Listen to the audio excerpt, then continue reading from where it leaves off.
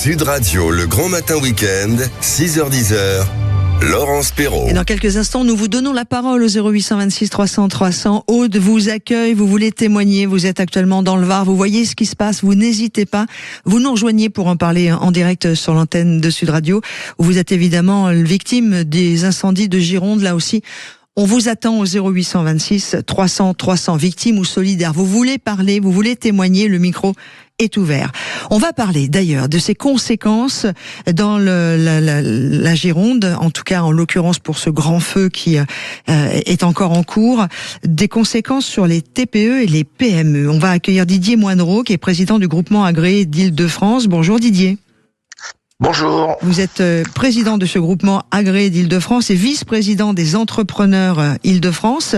C'est ce qu'on appelle l'ex-CPME, un peu plus connu, là, maintenant s'appelle les entrepreneurs. On va parler de ces conséquences pour les entreprises directement impactées.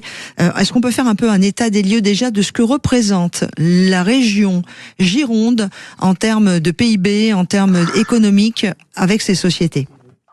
Alors le département de la Gironde, l'activité estivale, c'est 7% du PIB du département, 7% de l'économie du département en total durant ces 2 mois. Donc on voit bien l'importance. C'est énormément d'emplois, c'est presque 5 milliards d'euros de chiffre d'affaires générés directement ou indirectement. D'accord, mais juste et toute l'année et pas seulement sur la période estivale qui est très forte pour eux également ?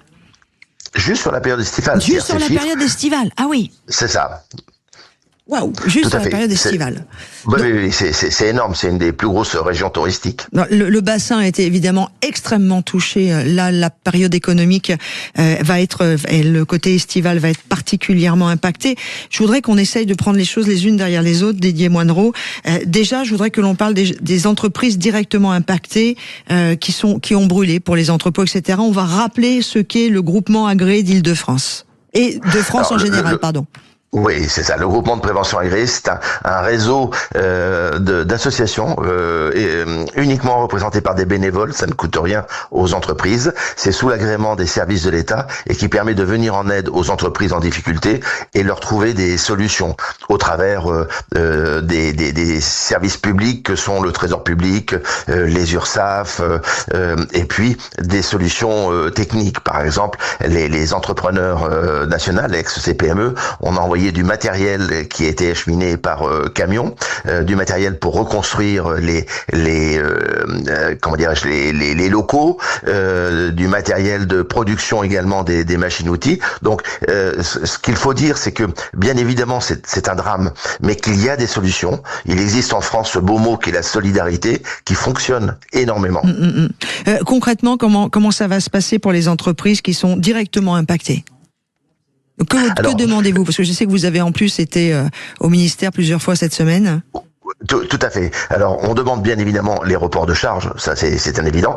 L'accès au chômage partiel en urgence, comme ça a été fait pendant la Covid ou pendant la crise de l'énergie qui en a suivi.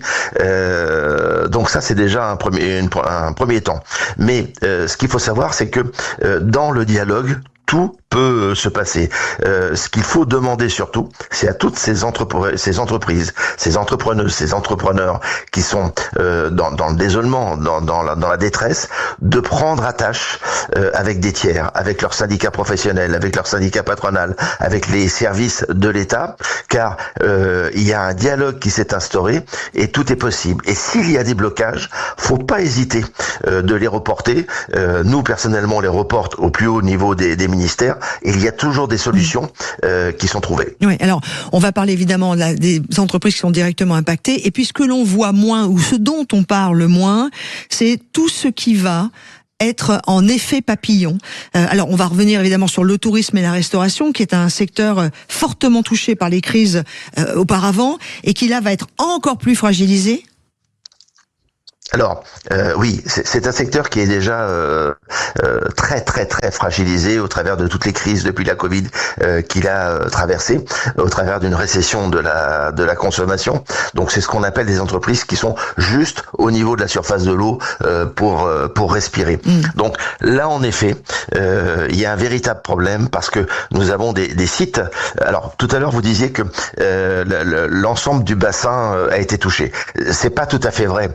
Sachez que sur tout ce secteur, il y a encore énormément de sites touristiques qui n'ont pas été touchés, qui sont ouverts, qui sont disponibles pour passer ses vacances, pour aller passer quelques jours, pour aller manger. Donc nous, les consommateurs, les Français, il faut continuer à y aller, à faire vivre. Alors sinon, pour toutes ces entreprises qui sont touchés indirectement, parce que il y a également les saisonniers, c'est-à-dire tous ces étudiants pour qui c'est la seule solution de revenus pour l'année. Ça c'est un véritable problème. Et puis tout l'écosystème, parce que quand vous êtes en vacances en Gironde, vous bougez un petit peu, vous allez visiter d'autres sites, des châteaux et ainsi de suite. Donc c'est tout l'écosystème touristique qui est défaillant. Ouais, c'est ce qu'on appelle l'effet papillon. Et puis vous me donniez un exemple très concret, c'est que même les restaurants, alors évidemment ceux qui ont brûlé, c'est compliqué, mais ceux qui, comme à Arcachon, où il y a de moins en moins de gens, et on comprend pourquoi, il n'y a pas de jugement là-dessus, mais il va commander moins de bœuf à l'éleveur de Clermont-Ferrand, il va commander moins de vin dans la région bordelaise ou ailleurs. Enfin, il y a toute une déclinaison comme ça de conséquences en effet domino. Oui, tout à fait. Tout ce qui est en amont, tout le sourcing en amont qui fait travailler, parce que et c'est tant mieux. De plus en plus, les restaurateurs et les sites hôteliers font des circuits courts. Et donc il y a tous ces produits qui vont être en surstock et il y a un effet qu'on n'est pas capable d'analyser aujourd'hui, qu'on analysera je pense en fin de saison, mais il y a un effet un peu compliqué. Alors en revanche, il faut quand même pondérer parce que il faut être optimiste. On voit bien que 80% des sites peuvent être de nouveau réintégrés. On voit bien que il y a encore tout le mois d'août et une partie du mois de septembre pour faire une saison. Donc il faut pas baisser les bras. Il faut continuer à se battre et il faut faire le nécessaire. Didier Moindreau, vous qui êtes président du groupement de prévention Agré, donc on va rappeler le site internet, c'est gpana.fr pour tous ceux et les entreprises, les petites et grandes qui veulent profiter de votre aide avec ces difficultés. Je voudrais aussi que l'on revienne sur l'aide d'urgence pour les indépendants en Nouvelle-Aquitaine après les incendies. Oui, alors pour revenir sur le site que vous venez de citer, c'est le site particulier de Nouvelle-Aquitaine, NAGPA pour groupement de prévention agréé, NA Nouvelle-Aquitaine. Voilà, vous allez dessus, vous cliquez, vous demandez une aide et vous êtes recontacté très rapidement et tout est gratuit.